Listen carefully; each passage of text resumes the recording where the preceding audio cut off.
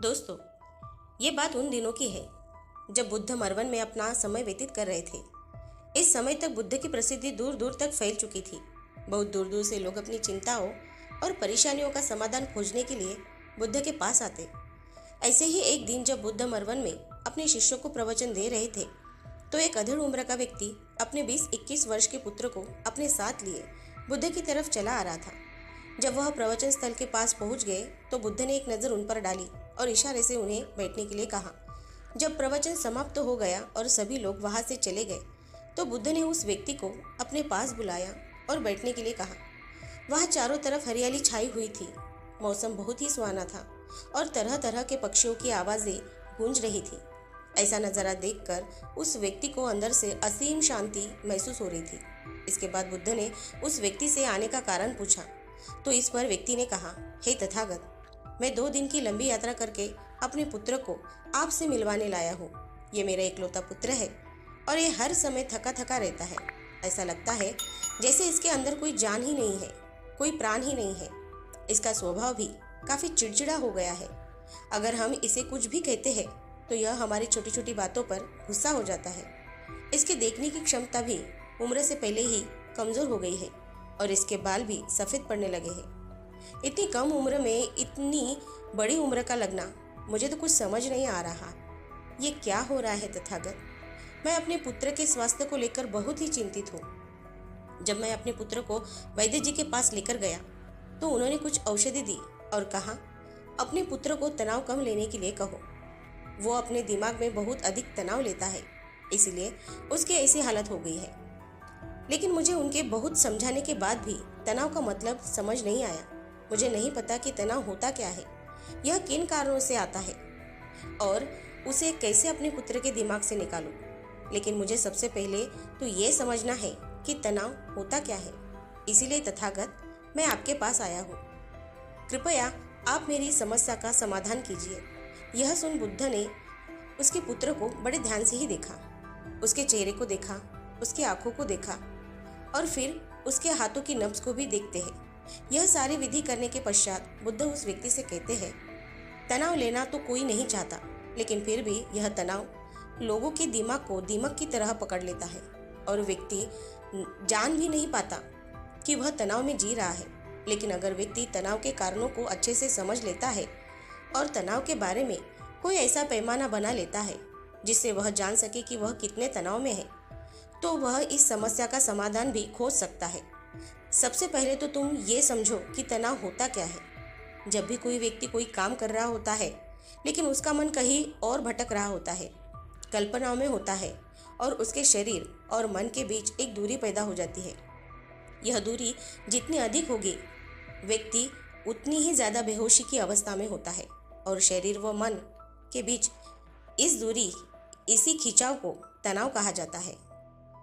आखिर कोई पसंदीदा खेल खेलने के बाद व्यक्ति चुस्ती और प्रसन्नता से क्यों भर जाता है, जबकि उसने तो अपने शरीर को थकाया है। लेकिन समझने वाली बात यह है कि खेलने समय मन और शरीर एक साथ पूरी तरह से उस खेल में केंद्रित होते हैं, जिससे शरीर और मन के बीच दूरी पैदा नहीं होती और कोई तनाव पैदा नहीं होता। और अगर दिमाग में कोई तनाव था भी तो भी वो दूर हो जाता है। लेकिन इसके विपरीत जब हम कोई ऐसा काम करते हैं जो हमें पसंद नहीं है, तो हमारा शरीर उस काम को तो कर रहा होता है, लेकिन हमारा मन कहीं दूर कल्पनाओं में भटक रहा होता है, जिससे शरीर और मन के बीच एक दूरी पैदा हो जाती है और तनाव जन्म ले लेता है। इसीलिए व्यक्ति को एक समय पर सिर्फ एक ही काम करना चाहिए और अपने तन और मन की सारी शक्ति उसी एक काम पर लगा देनी चाहिए, जिससे व्यक्ति के अंदर तनाव पैदा ही ना हो। इसके बाद बुद्ध ने कहा, तनाव पैदा होने के मुख्य 8 कारण होते हैं और जिसने इन कारणों को समझ लिया वो जीवन भर तनाव मुक्त रह सकता है।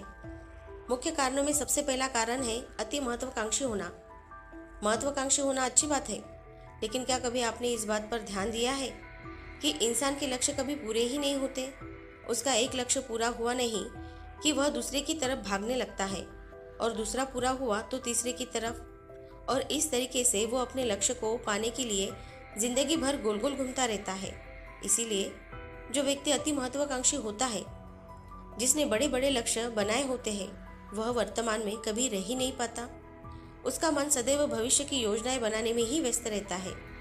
उसका शरीर तो वर्तमान में रहता है, लेकिन मन भविष्य में ही रहता है, जिससे मन और शरीर के बीच दूरी पैदा होती है और वह तनाव भरी जिंदगी जीने लगता है। बुद्ध के मुंह से यह बात सुनकर उस लड़के ने कहा, बुद्ध, तो फिर इसका मतलब है कि हमें लक्ष्य नहीं बनाने चाहिए, क्योंकि लक्ष्य बनाना भी तो महत्वाकांक्षा ही है। इस पर बुद्ध ने कहा, जीवन में लक्ष्य बनाना कोई गलत बात नहीं है, लेकिन समस्या तब उत्पन्न होती है जब वो अपना पूरा ध्यान उस लक्ष्य से मिलने वाले परिणाम पर ही लगा देते हैं और उसके परिणाम की चिंता करते रहते हैं। व्यक्ति को वर्तमान में जीना आना चाहिए।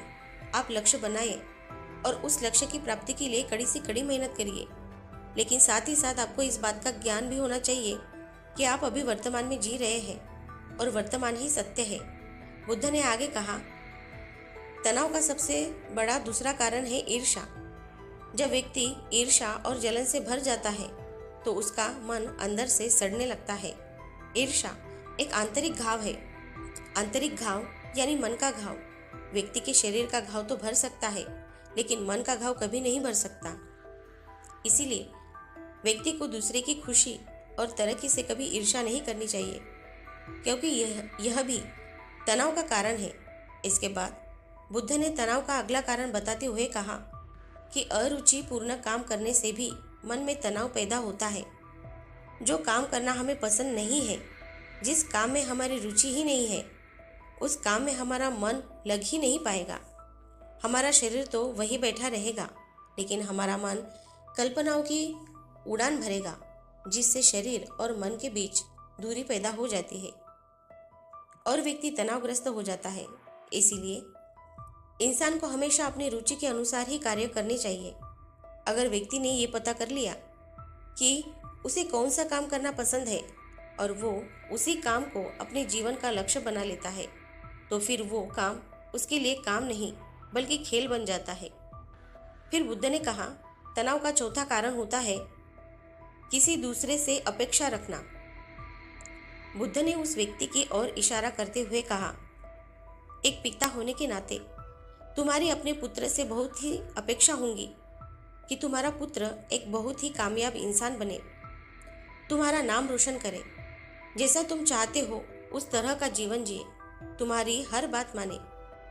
लेकिन क्या आज तक कभी किसी की सारी अपेक्षाएं पूरी हुई है?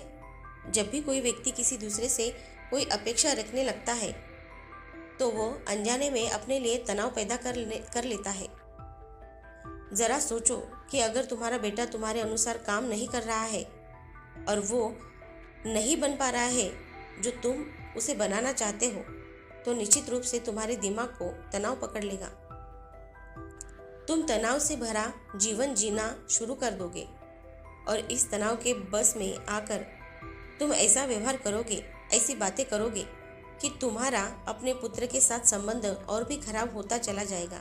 इसीलिए व्यक्ति को जितना हो सके उतनी कम अपेक्षाएं दूसरों से रखनी चाहिए, और अगर पूरी तरह से तनाव मुक्त रहना है तो दूसरों से अपेक्षा रखना बंद कर दो। इसके बाद बुद्ध ने कहा कि शारीरिक कष्ट भी इंसान के तनाव का कारण होता है। जब व्यक्ति किसी शारीरिक पीड़ा से गुजर रहा होता है तो उसका पूरा ध्यान बस अपने उस शारीरिक दर्द पर होता है और वो पूरे दिन बस उसी के बारे में सोचता रहता है, जिससे उसका मन दुख के कारण, विचारों के कारण भर जाता है और ऐसी स्थिति में व्यक्ति तनावग्रस्त रहने लगता है। यह सुन उस व्यक्ति ने कहा कि हे बुद्ध, शारीरिक दुख तो किसी भी व्यक्ति को आ सकता है, तो फिर क्या हुआ? व्यक्ति जीवन भर तनाव में ही जिएगा? इसका जवाब देते हुए बुद्ध ने कहा कि इंसान को ये बात समझनी चाहिए कि हमारा जीवन दुखों का आधार है। जैसे जैसे हमारा जीवन आगे बढ़ता है, इसमें दुख आते हैं, बीमारियां आती है और फिर अंत में मृत्यु भी आती है। तो बीमारियां इंसान के जीवन का अभिन्न अंग है, कोई इससे बच नहीं सकता। बस किसी किसी के जीवन में ये समय से पहले आ जाती है तो किसी के बाद में, पर आती सबको है। जब इंसान का मन इस बात को अच्छे से समझ लेगा तो फिर वह अपनी बीमारी के बारे में सोच सोच कर ज़्यादा तनाव नहीं लेगा, क्योंकि यह हमारे जीवन का अभिन्न हिस्सा है। और इसके लिए व्यक्ति को शारीरिक रूप से भी अभ्यास करते रहने चाहिए। अपने जीवन में व्यायाम और स्वस्थ जीवन शैली को भी जगह देनी चाहिए, ताकि उसका शरीर लंबे समय तक निरोगी रहकर सही से काम कर सके। तनाव का अगला कारण होता है अपनी योजनाओं को समझने के लिए समय न देना। कुछ लोगों के दिमाग में कोई विचार आया नहीं है कि वो बिना सोचे समझे उस पर काम करना शुरू कर देते हैं, और जब उस काम में उन्हें असफलता मिलती है तो वह तनाव से भर जाते हैं, क्योंकि उन्होंने उस काम को शुरू करने से पहले उसके बारे में पूरी जानकारी इकट्ठा नहीं की थी। इंसान को कोई भी काम शुरू करने से पहले उसके अच्छे और बुरे परिणामों के बारे में ठीक से सोच विचार कर लेना चाहिए। इंसान को इस बारे में भी सोचना चाहिए कि अगर ये योजना सफल नहीं हुई तो फिर इसके बाद मैं क्या करूँगा। इसीलिए व्यक्ति को अपनी योजनाओं को ठीक से समझने के लिए पूरा समय देना चाहिए, ताकि बाद में उस योजना की वजह से तनाव पैदा ना हो। तनाव का 7वां सबसे बड़ा कारण होता है टालमटोल करना, आज के काम को कल पर टालना। आप लोगों ने ये कहावत तो सुनी होगी कि आलस इंसान के शरीर का सबसे बड़ा शत्रु है। इंसान आलस्य की वजह से आज के काम को कल के लिए टाल देता है, और फिर काम को टालना उसकी आदत बन जाती है। काम को कल पर टालने वाले व्यक्ति का काम कभी भी समय पर पूरा नहीं हो पाता, और अगर किसी तरह से पूरा हो भी जाता है तो वह उतना अच्छा नहीं हो पाता जितना अच्छा उसे किया जा सकता था। और फिर यह बात व्यक्ति के अंदर तनाव पैदा करती है। लेकिन काम को टालना या काम को एकदम अंत समय पर करना, यह एक आदत बन जाती है। इसीलिए व्यक्ति ना चाहते हुए भी बार बार अपनी इस आदत का शिकार बन जाता है और काम को टालता रहता है, और फिर जब काम की समय सीमा पास आ जाती है तो वह तनाव से भरकर काम को पूरा करने का प्रयास करता है। इसीलिए तनाव मुक्त रहने के लिए व्यक्ति को काम को टालने की आदत छोड़नी पड़ेगी, और यह भी संभव है जब व्यक्ति काम को समय से पहले खत्म करने का निश्चय करे। सबसे आखिरी और सबसे प्रमुख कारण जो तनाव का होता है वो है ज़्यादा सोचना। लगातार सोचते रहना भी एक बीमारी है, और यह उस व्यक्ति के सबसे ज़्यादा पाई जाती है जो कपोल कल्पनाएं करता है, जो अतीत की घटनाओं और भविष्य की बातों के बारे में सोचता रहता है, जो बेवजह के अनुमान लगाता रहता है। इसीलिए व्यक्ति को ज़्यादा सोचने की आदत पर लगाम लगाना चाहिए। इसके लिए जितना हो सके खुद को काम में व्यस्त रखना चाहिए और हर दिन ध्यान का अभ्यास करना चाहिए।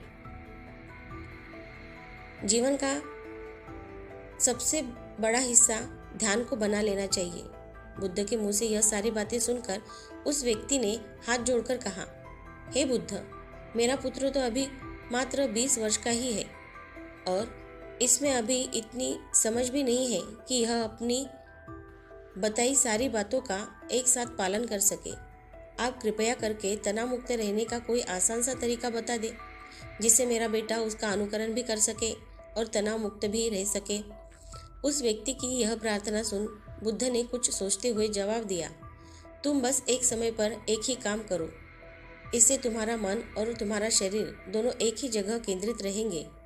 दोनों के बीच दूरी पैदा नहीं होगी, जो कि तनाव का मुख्य कारण होता है।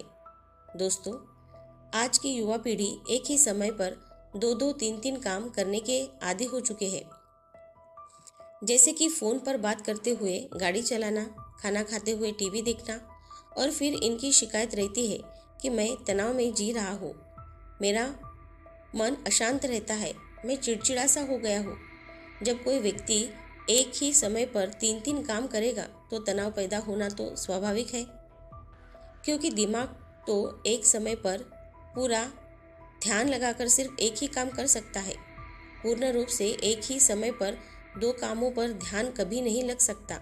इसीलिए जहाँ तक संभव हो सके एक समय पर सिर्फ एक ही काम करने का प्रयास करें, वो भी पूरे ध्यान के साथ। तो दोस्तों, उम्मीद करती हूँ आपको इस कहानी से एक अच्छी सीख मिली होगी। यह कहानी आपको कैसी लगी हमें कमेंट बॉक्स में कमेंट करके ज़रूर बताएं, और इस कहानी को अपने दोस्तों के साथ ज़रूर शेयर करें, ताकि उन्हें भी इस कहानी से कुछ सीखने को मिल सके। और इस वीडियो को लाइक करें, साथ ही हमारे अकेला अनमोल साथी चैनल को सब्सक्राइब ज़रूर से कर ले और ऐसे ही मोटिवेटेड वीडियो को देखने के लिए हमारे साथ जुड़े रहें और अपना ख्याल रखें। मिलते हैं नेक्स्ट वीडियो में। धन्यवाद।